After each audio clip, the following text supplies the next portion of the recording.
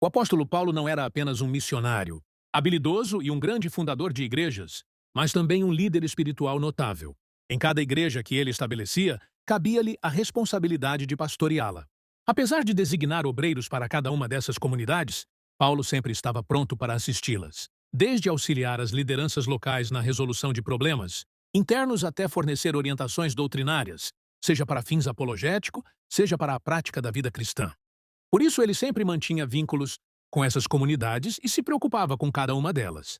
Neste vídeo, vamos observar como Paulo cuidava das igrejas e as inquietações internas que o afligiam como pastor.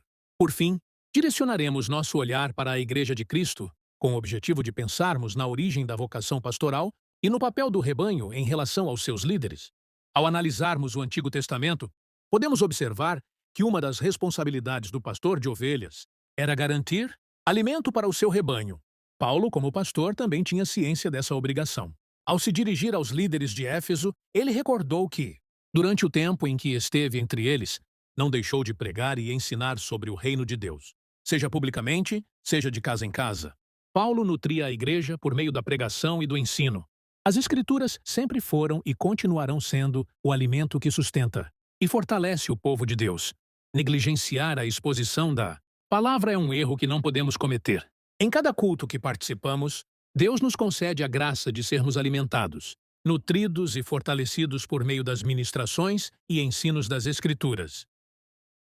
As cartas sempre foram o principal meio de comunicação entre Paulo e as comunidades locais. Por meio delas, era possível pastorear as igrejas. Por exemplo, na primeira carta escrita aos Coríntios, Paulo, como pastor, tinha dois objetivos principais: corrigir diversos problemas internos existentes na comunidade, responder a dúvidas. Ainda hoje somos pastoreados por Paulo. Suas cartas resistiram durante séculos e chegarem até nós. Quando elas são lidas, examinadas e pregadas em nossos púlpitos, estamos diante das instruções paulinas, que devem ser analisadas e absorvidas pela igreja atual. Os ensinos de Paulo não são retrógrados como alguns pensam. Pelo contrário, são atuais. Seus ensinos são a palavra, inspirada de Deus. Estudá-los e aplicá-los em nossa vida é uma forma de nos permitir ser pastoreados por esse exímio pastor. Até aqui vemos que a pregação e o ensino da palavra é o meio que Deus utiliza para fazer a sua igreja crescer e se desenvolver. Afastar-se das Escrituras e se preocupar com movimentos é um caminho perigoso a se trilhar. Embora a igreja em Atos 2 tenha passado pela experiência do Pentecostes, ela não ignorou o ensino da palavra de Deus. Na verdade, aqueles que estão cheios do Espírito sempre priorizarão a Bíblia em sua vida. Ao relatar os sofrimentos que enfrentava por causa da sua dedicação ao Evangelho, que Paulo menciona um peso que carregava: a preocupação com todas as igrejas. Observe que a preocupação de Paulo não se limitava a uma única igreja, mas a todas as igrejas. Sabemos que cada igreja possuía sua própria realidade e desafios. Por exemplo, a igreja em Colossos teve problemas com falsos ensinos. Em Corinto, com partidarismo. Em Tessalônica, com provações, etc. Um pastor que verdadeiramente ama a sua igreja preocupa-se com seu rebanho, preocupa-se com a espiritualidade da igreja, com a sã doutrina, com seu crescimento e assim por diante. Sua mente está sempre ligada à sua igreja. E com Paulo não era diferente. Segundo ele, essa preocupação não era algo que surgia eventualmente, mas diariamente, ou seja, o acompanhava dia após dia. Essas preocupações pressionavam o coração de Paulo. Quem enfraquece, que também eu não enfraqueça? Quem se escandaliza, que eu não me inflame? O apóstolo sentia em seu coração aquilo que os outros também sentem. O pastor não é um ser humano diferente dos outros. Ele também pode sentir fraqueza. Ele também pode sentir aflição. Quando Paulo precisou escrever aquela carta severa aos Coríntios, ele disse que o fez com angústia de coração. O coração de um pastor é alvo de muitas emoções que, inevitavelmente, nascem no exercício do pastoreio.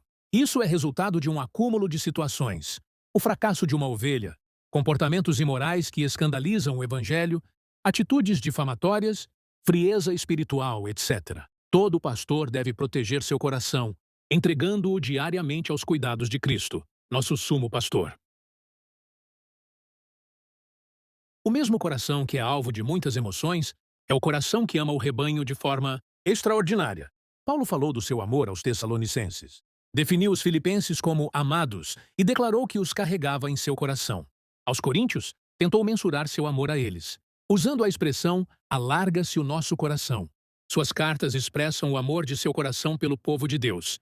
O amor é um ingrediente necessário para o ministério eclesiástico. Se um pastor não for apaixonado por vidas, será incapaz de suportar os desafios da liderança. Se o amor for um sentimento forte em seu coração, ele falará como Paulo. Assim, de boa vontade, por amor de vocês, gastarei tudo o que tenho e também me desgastarei pessoalmente. Devemos orar para que os cristãos usem de sua liberdade e do acesso à esfera pública para se posicionar, com sabedoria e graça, não se tornando motivo de escândalo, que busquem conhecimento sobre os assuntos atuais e possam apresentar razões de suas crenças e opiniões, a fim de iluminar a mente e o coração das pessoas com as quais interagem. Paulo via a igreja como uma comunidade de pessoas redimidas pelo sangue de Cristo. Por essa razão, ele falou aos líderes de Éfeso que Deus a comprou com o seu próprio sangue. Isso revela o alto preço do nosso resgate. Aos coríntios, ele disse: "Fostes comprados por bom preço". A ideia de compra enfatiza uma mudança de propriedade.